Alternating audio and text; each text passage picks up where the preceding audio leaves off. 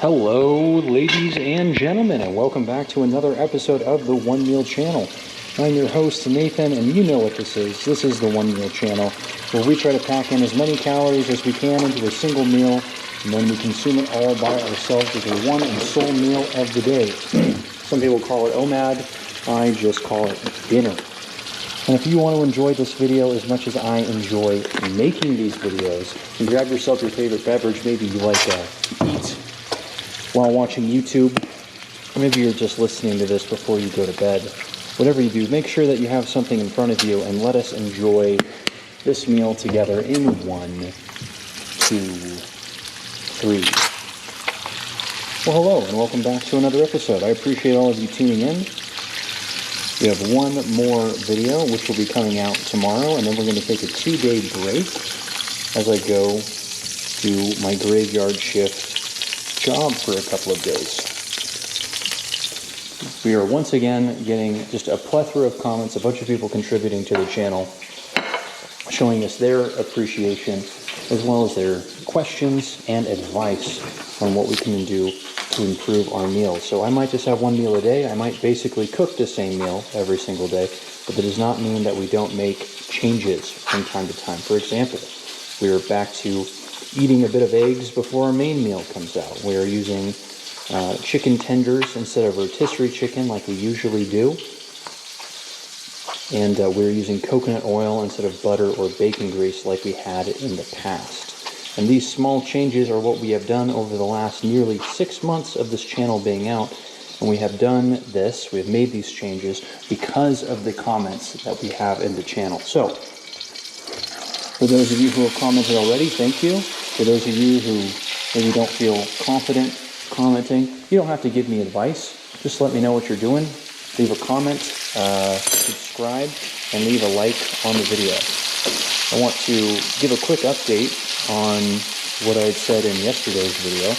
The shorts are live, and we're going to have 2 shorts coming out every single day. They're nothing special. They're just basically parts of the videos that we had a couple of days ago that have been cut up into little bite-sized pieces that are, between, basically less than a minute long.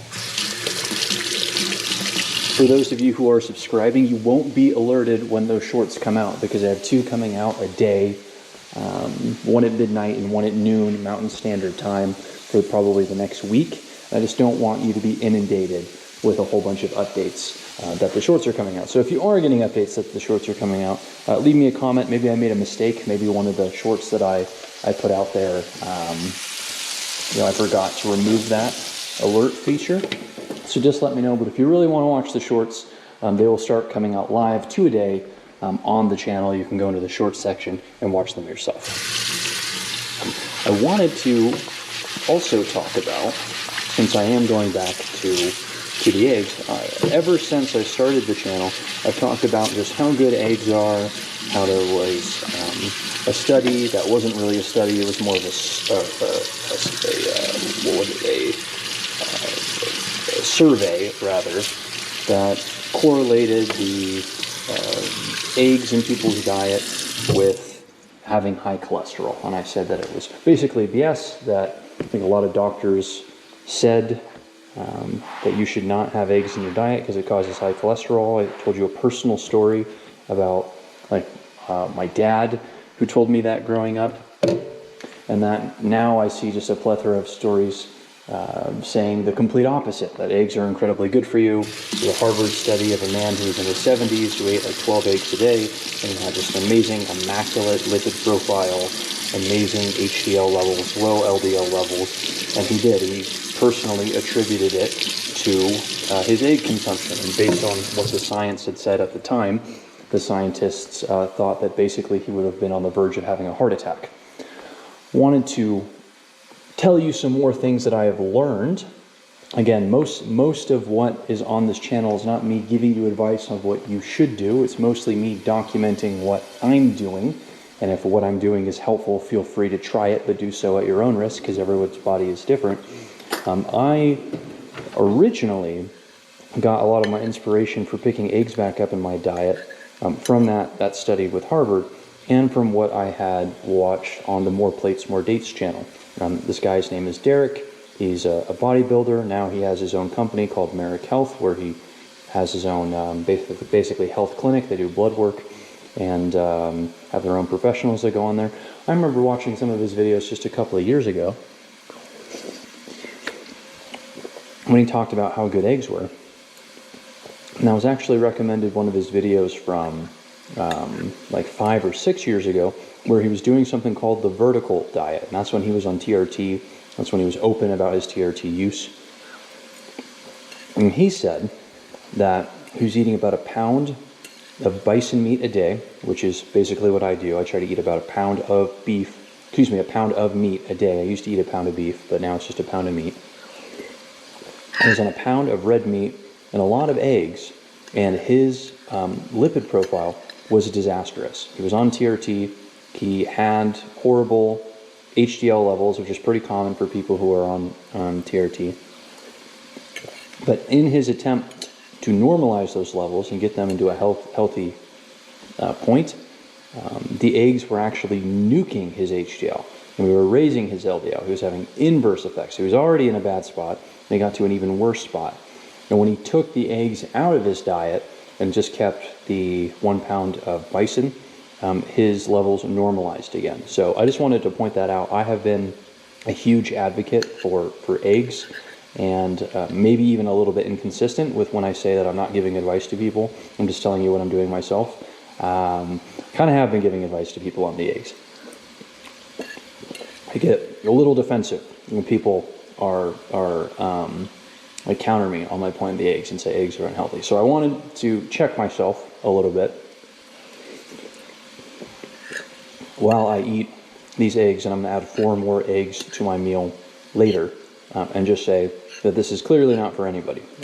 The Derek from the Merrick Health guy, the More Plates, More Dates channel, that guy probably should get an honorary MBA for all of his work that he's done in the space. He's a super smart guy.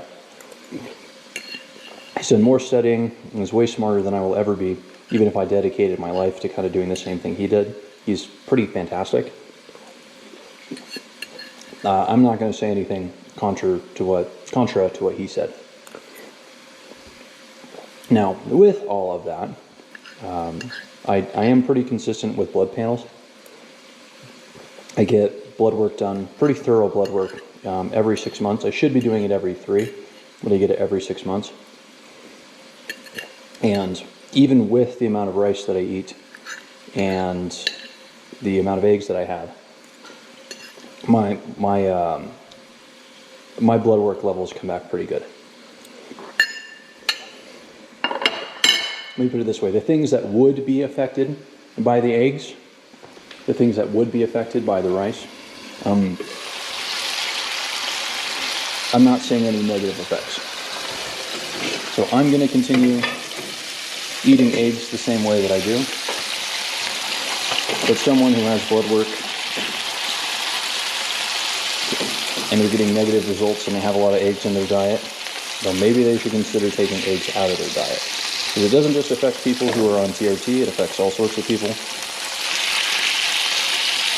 differently.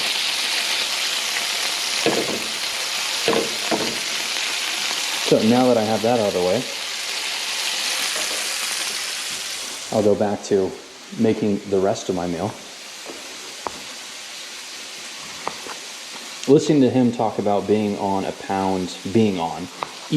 pound of red meat a day really got me back into wanting to kind of follow that myself. I used to eat about a pound of elk a day. My roommate had a pretty large supply of elk in his freezer, and he told me that if he was not going to eat it at the rate that was necessary, basically before it went bad. And so he sold some of that for me at a really good price, and I was eating that pretty consistently. But it's so lean that you kind of have to mix it with other things in order for it to keep its shape and form. So if you wanted to turn it into a burger, you'd have to mix it with a pretty substantial amount of bacon, like 20% cut. Another thing that you could cut it with. I mean, basically, it needed to be cut with pork fat in order to keep its shape.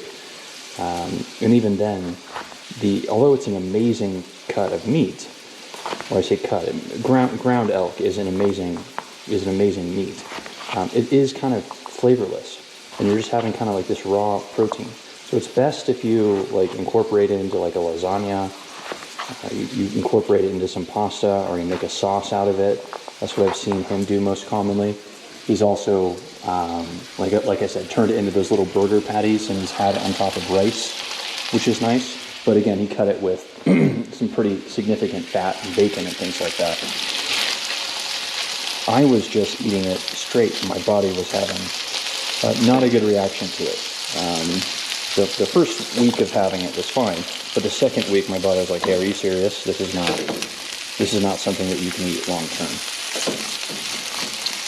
For whatever reason, the chicken and the potatoes and the rice and things like that, my body just can't have enough of it. My body gets super excited when I make the type of food that I make on a daily basis. But for the elk, it wanted more variety. It was telling me that it wasn't hungry. I would eat about half of it, and it wouldn't tell me that my body would still feel like it needed food, but it wouldn't want to eat any more of that elk. And so it would crave other things like sugars from like energy drinks or something like that, or like chocolates, just something else in order to satiate the body and get the calories it needed. Just didn't work in the long run. Regardless, I would love to go back to eating red meat like I did before. I don't think that's responsible for me to budget that way. If you're eating, one meal a day, and you're eating more or less the same type of meals a day, even if I had like a variety of like 3 different things, the benefit of eating the way that I do now is that it's extremely inexpensive and allows me to have some freedom when I go out to eat and eat some food out, like about once a week. Just yesterday, I made some meal prep food in preparation for my graveyard shift coming up. And the meal prep food is sitting in the fridge, and I went out and I grabbed some Mexican food for both Noah and I. And that's awesome, right? I like being able to do that. I like being able to not only get some, food out for myself, but also getting some food for my friend and my roommate who I live with. Well, I'm also like paying for 2 meals. So it's just, I don't want to give that up. I don't want to give up, eating food out and kind of having that experience with a friend of mine as well. Food is really important to me. Or eating food with another person is really important to me, more so. And I don't want to give that up.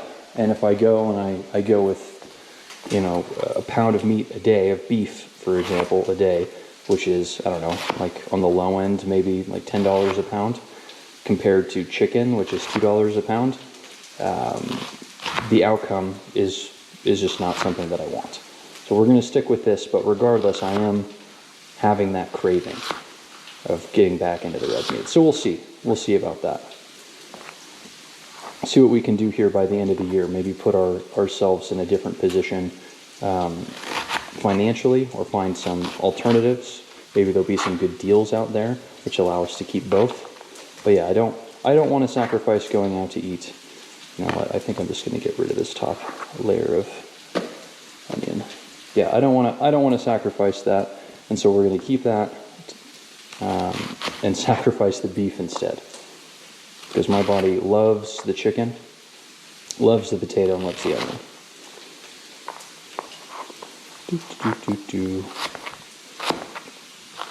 If you notice, I am going with half of an onion this time rather than a full onion. The new onions that I got from the store are even bigger than the large onions that I got last week.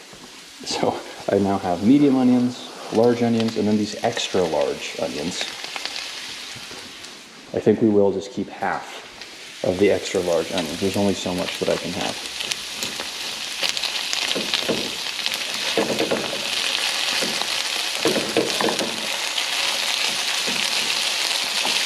If you're new to the channel, then I'll give you some insight. I eat about 2,000 calories a day, and the meals come out to between 2.5 to 3 pounds total, and a little bit beyond that if I wrap it all up in a burrito. I'll wrap up all of this food in a burrito rather than putting it aside in like some meal prep containers, because my meal prep containers aren't large enough. I have these meal prep containers that are 3 cups each. They hold 3 cups of food, and one meal will require like 3 meal prep containers, so nine cups of food. It's a little much. I don't want to risk putting it in my backpack, having the seal of one of those containers fail on me, have any sort of leakage into my backpack. It just doesn't seem like that just doesn't seem good at all. So instead, I wrap everything up in a burrito. I wrap my burrito up in some parchment paper. Haven't had any leakage issues. Throw it in the fridge, everything firms up, and that's what I have. So those burritos are about 1.5 to 1 3/4 of a pound. They're pretty big, sizable burritos. And I'll either eat both of them while I'm on my graveyard shift, or I'll eat one of them, and then I'll eat another one when I get home. I just throw them in the microwave for 3 minutes. They heat up pretty evenly on the inside. It's a great meal, really convenient. And then, yeah, outside of the amount of carbs that you're consuming from the tortilla, basically keeps a good balance for what I eat every single day.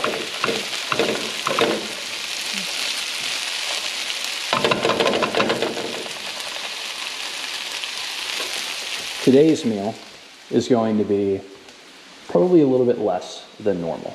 I have 2 cups of rice going in right here. I'm only going to eat 1 cup of that. The other cup I'll set aside for tomorrow. I think day-old rice is a little bit better for you. It doesn't spike your GI, your glucosamine index. Basically keeps your blood pressure in check.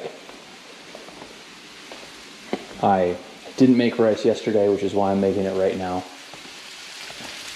So we are going to have that fresh rice that does spike my GI, but we're going to have a little bit less than usual. I estimate that I'm going to be right at that 2.5 pound mark, maybe even a little bit less. So we might not get all of our 2,000 calories that we usually estimate, and that is fine. That is fine. We do not need to be at that mark every single day, because we are oftentimes above that mark from every once in a while. Hey, yesterday was the Mexican food day. It's a nice Mexican food place I like to go to, and if you go to the front page of our channel, you'll see basically the exact Mexican food that I have. And we get, believe it or not, about the same thing every time. The rice is about ready to get put in. Let's test this potato. Yep, nice and soft. Let's test this big piece of onion right here without burning myself. Yep.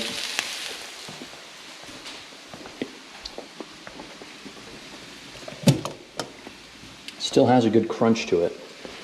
I like an onion with a good crunch. And just like I've advocated heavy for the eggs, I advocate pretty heavy for the onions as well. Unlike the eggs, I don't think there are any downsides to eating onions, except like maybe your stomach doesn't like it. But it has really awesome anti-inflammatory properties. Seriously, it's fantastic. I do. I love onions for that reason. I've been consistent with, I did meatitarian diet, carnivore diet. Don't burn me. Don't burn me. Yeah, I did the meat-only diet, and I added eggs pretty shortly after that, and then onions came on top of that, which obviously I'm not doing carnivore if I add those things.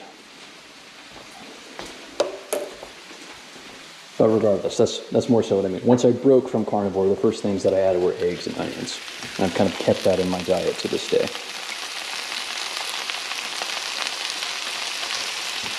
I don't think you would add soy sauce to your food if you were on a meat-only diet either. I think that's another big thing on carnivore. The main benefit of that to me was just eliminating things from your diet that could potentially cause you to gastrointestinal issues.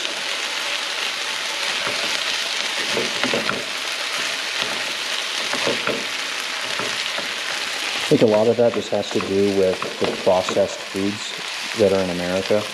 If you follow what's going on in America and like some of the people that are making changes to health, I'm not going to go any deeper than that, but there are just a lot. I feel like there are a lot more people just in America as a whole that are more conscious about the types of things that are in our foods. Like for example, a lot of the foods that are made here in America can't be sold in Europe because they don't meet the health standards that are in Europe. More specifically, there are certain, I would say chemicals, but I don't want to be that biased.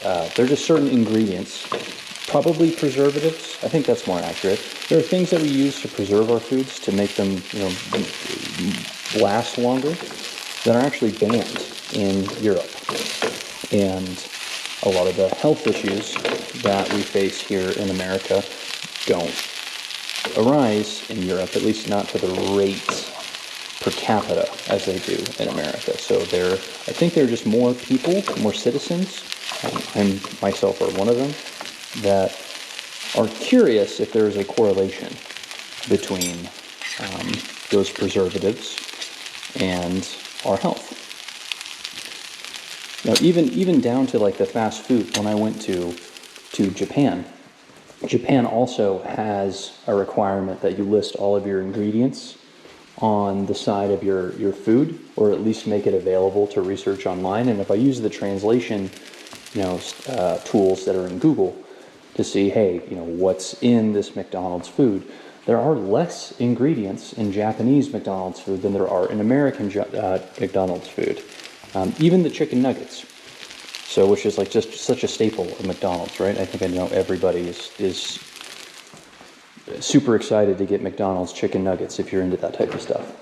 So I did. I tried it out and I looked it up, and yeah, there are less ingredients even in fast food than there are in America, which is strange, right? Because the point is to preserve the food.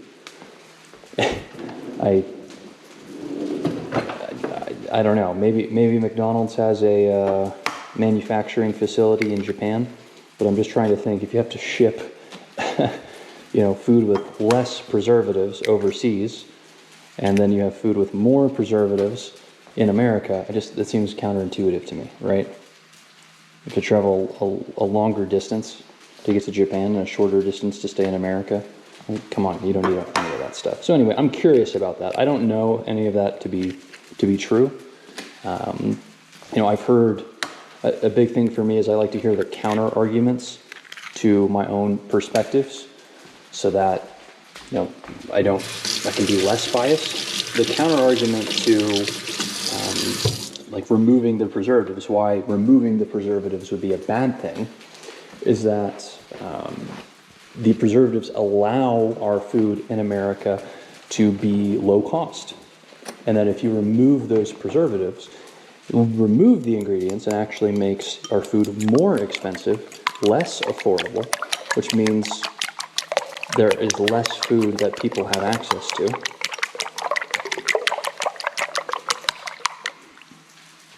And arguably reduces the quality of living of many people. And if that's true, then, maybe it's worthwhile to keep the preservatives in the food.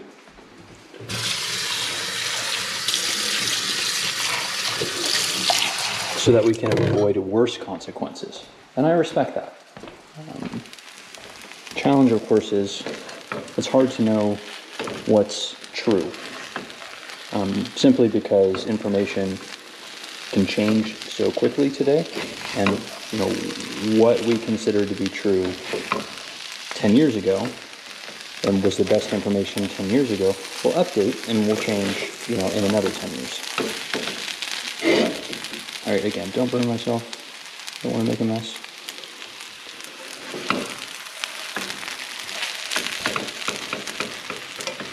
So with all of that being said, I guess the last part of my meal, and some of you have heard me say this before, I went from white rice over to jasmine and bastini rice. One, because it doesn't spike your GI as much, and two, I'm avoiding the brown rice, even though brown rice spikes your GI the least of all of the rice that I mentioned, but it is really high in heavy metals comparatively to the other rice, compared to white, Bastimi, and jasmine. So I don't know if it being higher in those heavy metals would be unhealthy for a human being, because we're getting a percentage, but not a total number. And if you don't have both of those pieces of information, it's really hard to know what the truth is. So we know that, or I know that brown rice has about 50% higher heavy metals in it than white rice and jasmine rice, which leads me to believe that there are actually heavy metals in white rice and Bastimi rice, right? Because you can't get 50% higher if you're starting from zero, right? So there are heavy metals in all rice. I don't know what the total amount is. So brown rice could be something that I'm missing out on. It could be something that should be implemented into my diet that avoiding is detrimental.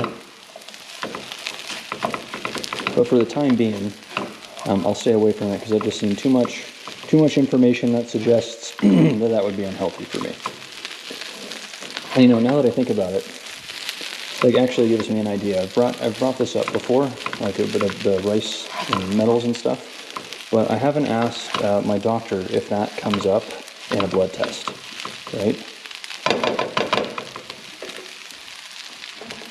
Nowhere on the blood test that I have taken does it show me how much arsenic do I have in my system, right? So obviously you can test for arsenic, but I don't. Clearly, any arsenic in your system is bad.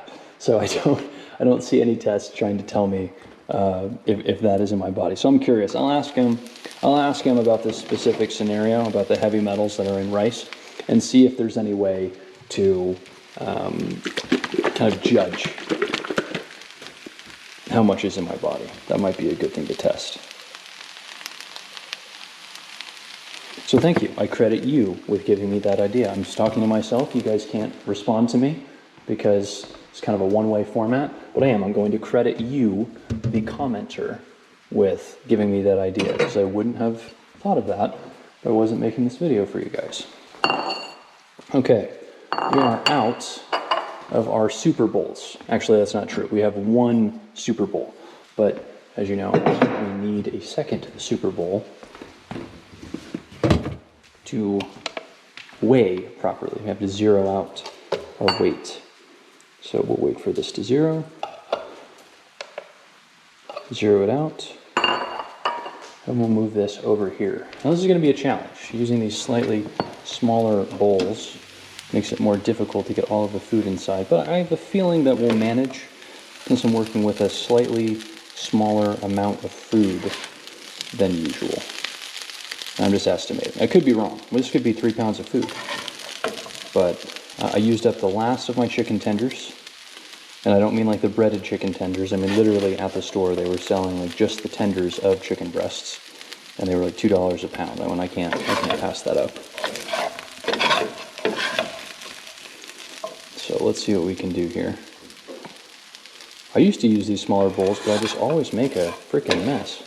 Even more so than usual. Because you have to, you get to this level here, and you kind of have to just start piling it on, heaping it up in the center. You don't even want to see what it was like eating it. See, there we go, there's the mess.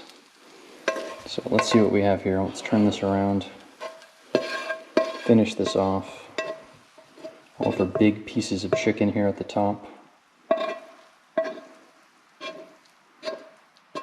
right, there we go. There we go, our micro bowl. I say that is still one of the bigger bowls that I've ever cooked with. Perfect. So take this, turn this light off, transfer into the cleaning area. Massive amount of steam coming off the top. And let's do a quick little measurement, and I'm going to take a quick gander over here. Just cleaned a couple of days ago. Let's keep it as clean as we can. And what did I say? Almost exactly 2.5 pounds, 2.54 pounds. And if you don't live in America and you want to do a conversion to a measurement that every other country in the world uses, I'm sorry, I got to represent USA, got to use our measurements, but do the conversion into kilos or grams or whatever you guys use, and do it that way. But yeah, 2.5 pounds, that is either right at the caloric level that I usually have or just below it, which is absolutely fine. I'll have no problem finishing this for myself today. Thank you so much for tuning into another video. I appreciate all of you. Again, shorts are coming out. Remember to like and subscribe, and we'll have one more video before we take a 2-day break for my graveyard shifts. I'll see you all tomorrow. Bye.